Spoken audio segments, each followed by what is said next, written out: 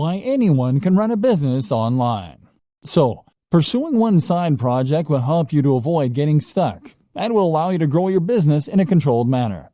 And it also makes a lot of sense from a financial standpoint. If you consider your initial online pursuits to be side projects on top of your main career, then this can give you the time and space you need to work on those ideas while still earning an income. Maybe you've yet to start your business. Maybe you're still considering the idea of launching a business, but you're worried that, you don't have the resources or the skills necessary. Well, I'm here to tell you that that is nonsense. In many ways, running a business is a lot like getting into shape. If you set up your own business and start being a self-made man or woman financially independent, then you will be undoubtedly making your life better and at the same time improving yourself. But just like getting into shape, becoming self-employed is something that a lot of people dream about or promise to do, but never actually go through with. They write themselves training programs or come up with business ideas, but then just lay them aside and end up getting on with life as normal. As with training, becoming a successful entrepreneur or startup is all about having the drive to actually go through with your plans. And I'm here to tell you that there's absolutely no reason that you can't do that. The money. Now, the first thing that you might tell me in defense of the inactivity is that starting a business requires money, and that's something not everyone has. Well, yes it does, but that doesn't mean that you can't start working towards it. For starters, not every business actually does require all that much investment. It would cost you barely anything to set up a website tonight and start attracting visitors, or to start making craft animals and selling them on eBay. This is the great appeal of being a digital marketer too. There's no real overhead other than the very negligible price of website hosting. And before you tell me that you need job security, those two examples don't take up any time either. In other words, you don't need to give up your job and pin your hopes on those plush giraffes. You can make them in your spare time and run the website mainly on the weekends. If you make your job fun, then it won't feel like you're overworked. Bootstrapping, meanwhile, is what you call it when a business raises its own funds. It might do this by coming up with two plans and two business models. Doing the first in order to raise some more guaranteed cash and thus hopefully fund the latter, which will be your side project, which is really what you want to eventually be the main source of income. Then there's crowdfunding sites like Kickstarter for earning money from the general public. And there's all manner of loans you can take out. And once you start to make progress, then you can look into getting investment dollars. This is precisely what I was discussing before when I explained the option of having two types of work you do for love and work you do for money. You can work on your new mailing list or internet brand in the evenings when you come home from work and use your regular salary to pay for things like PPC advertising. Or you can provide an online service as a digital marketer to get a semblance of the freedom that comes from being a true entrepreneur. You can perform search engine optimization or marketing for businesses and use the flexibility that this affords you in order to do some lifestyle design and to build your schedule in such a way that you can work on that passion project. Knowledge. The next thing that might be holding you back is knowledge. Business is a term that most of us associate with very serious people in black suits that went to Harvard. And as such, we tend to assume that we're not going to be able to compete with our very little knowledge. In reality, though, the best kind of business knowledge is the kind that you gain on the job. Create a website today and start selling something, and you'll find that you quickly learn what works and what doesn't. Then there's books and advisors for the rest, and you'll find that you become more confident and competent as you build up slowly. And this is one more reason that you shouldn't pin all your hopes on that one venture. It just doesn't work like that. This will take time and effort to work, and in the meantime, you're going to need another source of income. Fail fast. So, you have your main source of income and your side projects, which you're working on one at a time, to hopefully one day sustain you. Gradually, your aim is to spend more and more time on the passion projects and less time on the grind. To gradually become someone who loves what they do and who is a big picture kind of person in their own business. And this is why it's so important to focus on those quick wins early, especially passive income options. This way, you are building up your own confidence to take on bigger and bigger projects, and you're practicing your internet marketing skills in a smaller pond with lower stakes. If your first side hustle involves building a massive international brand, then you'll likely put off doing it because you won't have confidence it can work, and the idea is too scary. The time you do spend won't start to repay you for months or more likely years. But if your first side hustle is to sell an affiliate product from a landing page, that's something you can build in a few days and test. That is a minimal investment of your time and effort, and even if it doesn't work, it will be a good learning curve to help you do it better the next time. If it does, then that's a little more income and a little less time you need to spend performing SEO for clients to meet your daily income target. This is what we call fail fast in business. This is an approach to creating any product or business model that encourages us to create an MVP quickly. This is a minimal viable product, and basically means that you're going to get each project finished quickly, so you can see if it works or not. This is very important for your mental health and for your finances. Spend months and months setting up the perfect sales funnel, and that will be a huge waste of time if it doesn't take off. But make a funnel in a day, and you can always spend more time on it if it turns out to be a big success. So how long does it take? So how long should it take for a website to start earning enough money that you can quit your day job? Likewise, how long should it take you to build a mailing list so that you can make a living purely from affiliate sales brought in via email? The bad news is that it takes a long time. Internet marketing is not the get-rich-quick scheme that people think it is. Rather, internet marketing is a strategy that you can use to make money online only if you commit to the job and keep putting out great content and doing lots of active marketing for a long time. Put it this way, I worked for a YouTube channel with 3 million subscribers.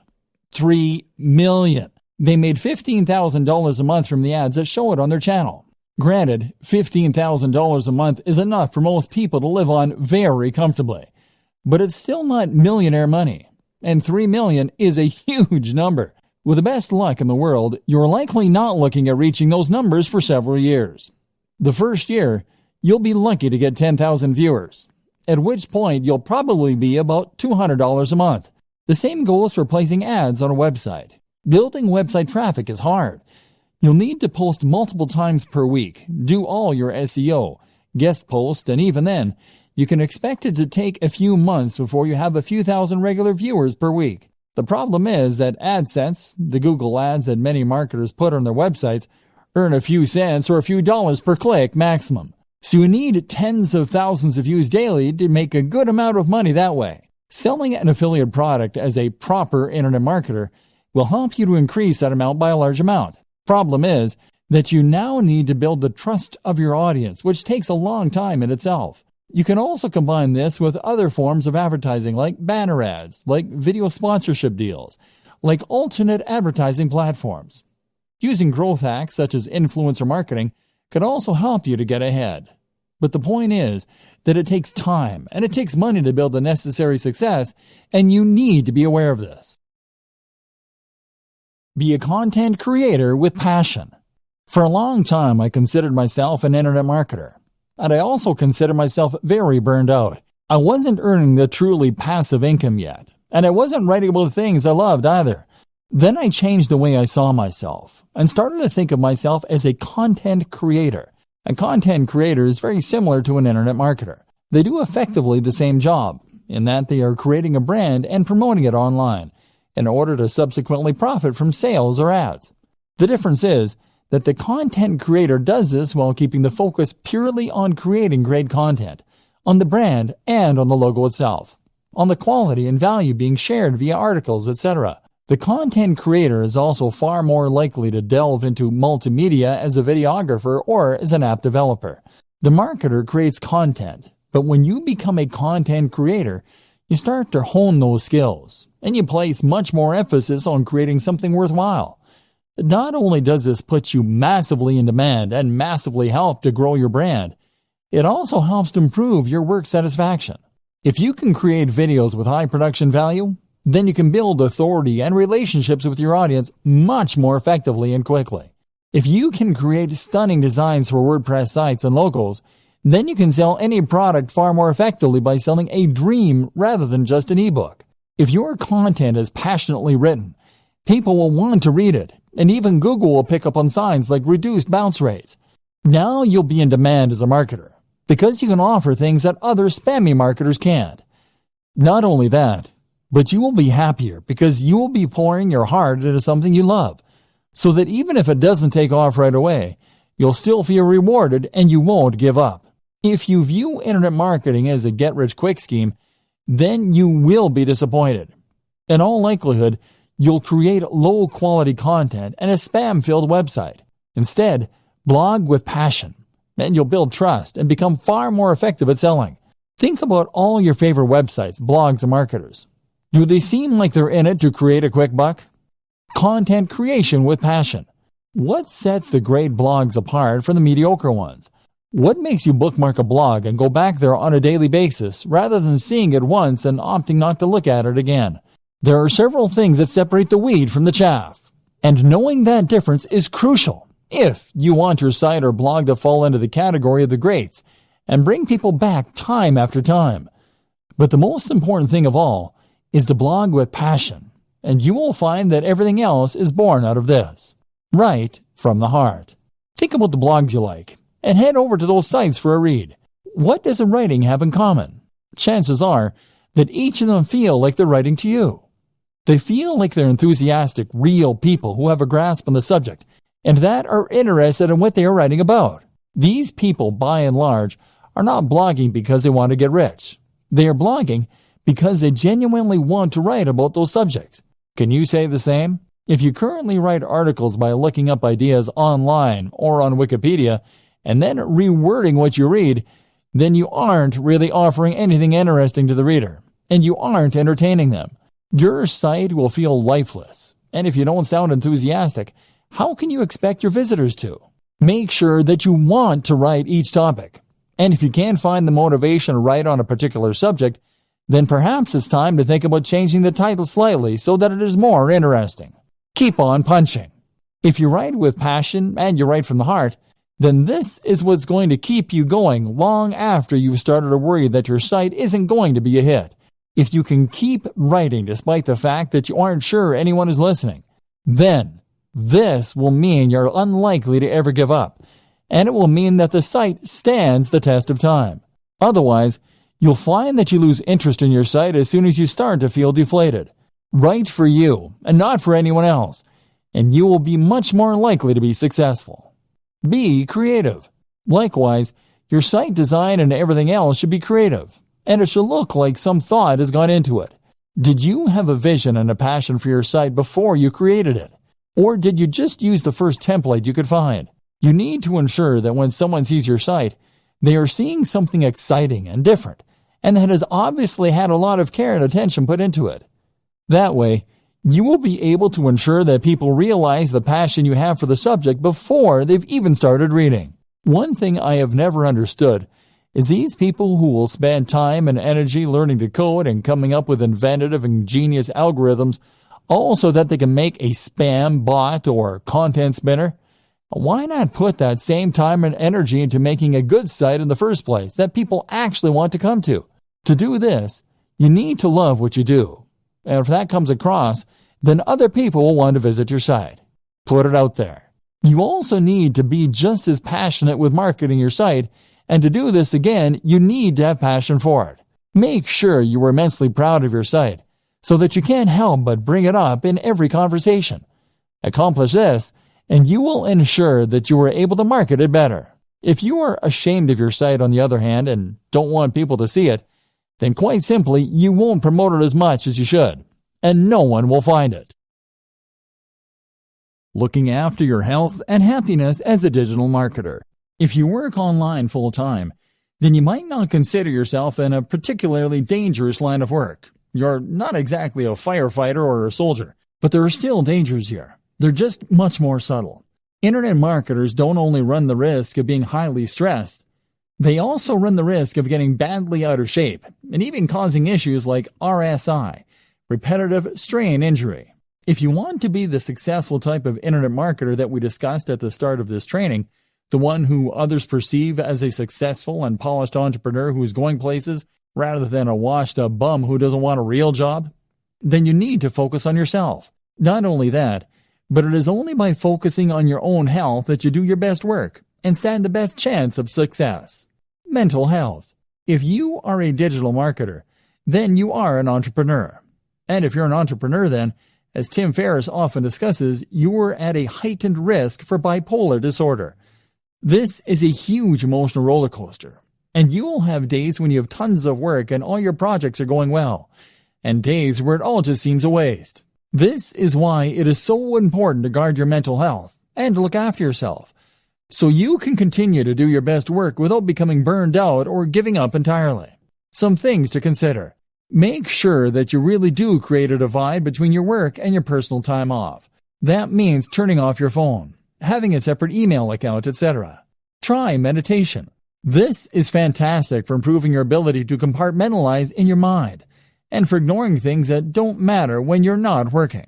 Do things you love and do it for the love. Remove the pressure from yourself. Likewise, remove the expectation that you'll be earning millions this time next year. Try to enjoy the ride.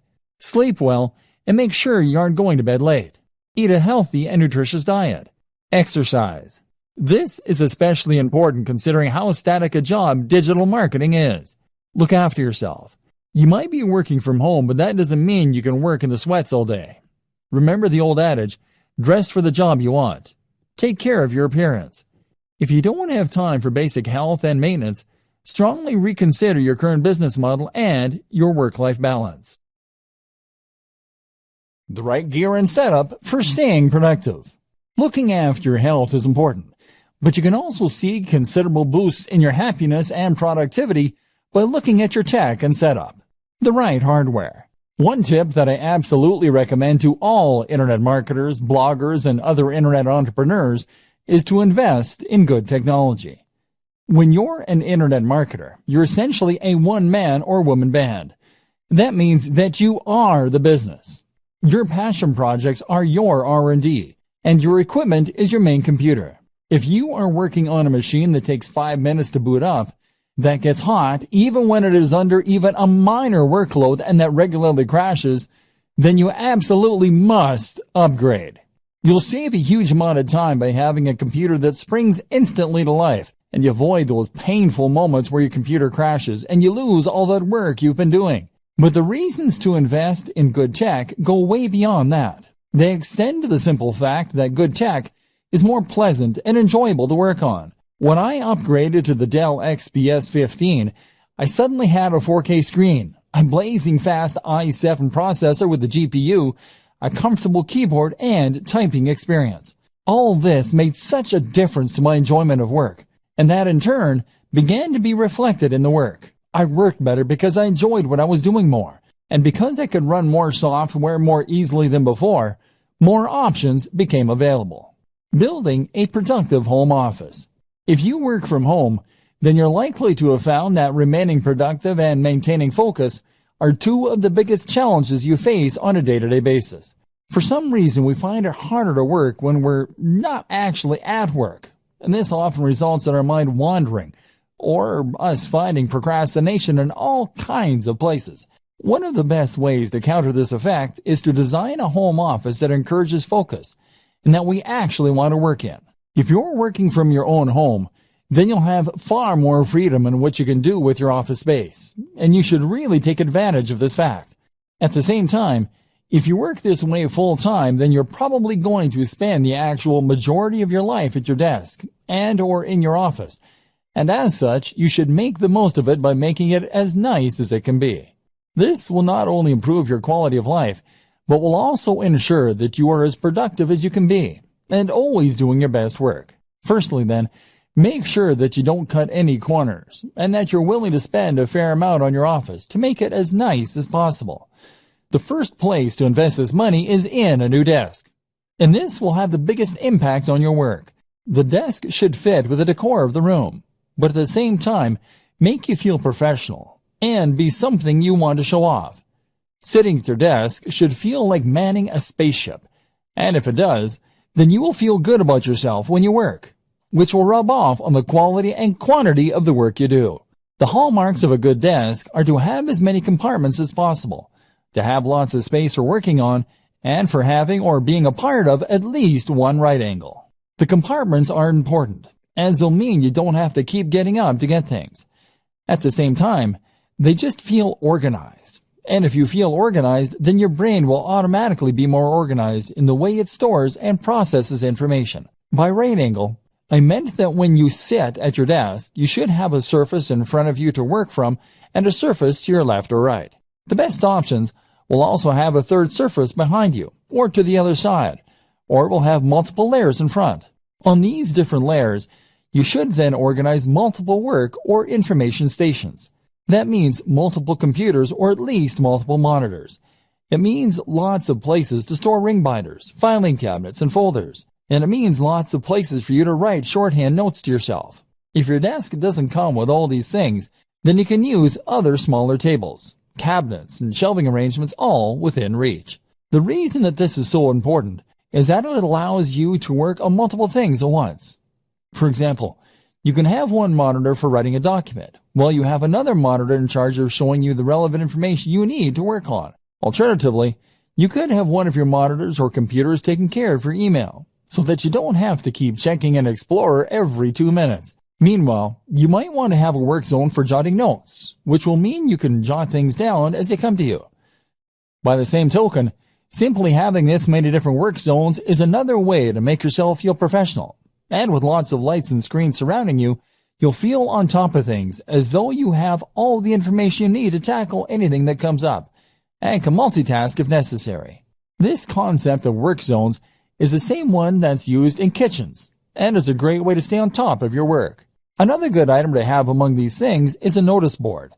This will go on the wall behind all of your surfaces, and will be the place to pin up things that you need to remember, which will improve your productivity by preventing you from sitting idly for ages while you rack your brain for what it was you were meant to be doing. Well, this will all look very slick. You should avoid making it look too cold. And a few simple distractions such as desk toys, a cat's cradle, solitaire, etc., can be a great way to prevent yourself from getting more distracted by worse things such as Facebook. And if you choose them well, then they will add to the decor of your work environment. Finally, amongst all this, you should have a swivel chair, which will allow you to spin from one work zone to another without getting up, and to reach all of your storage to get whatever it is that you need. Again, it will also help create that feeling of being at a high-tech workstation and having everything that you need right at your fingertips. And this will mean you feel on top of everything and appropriately effective. My number one tip for boosting productivity and happiness as an internet marketer, though, is to head to coffee shops. In a coffee shop, you get a change of scenery to prevent cabin fever. You are watched, meaning you can't just slack, and you keep your work and private lives nicely separate. The background chatter of cafe patrons and the smell of coffee all add to a highly productive state of mind.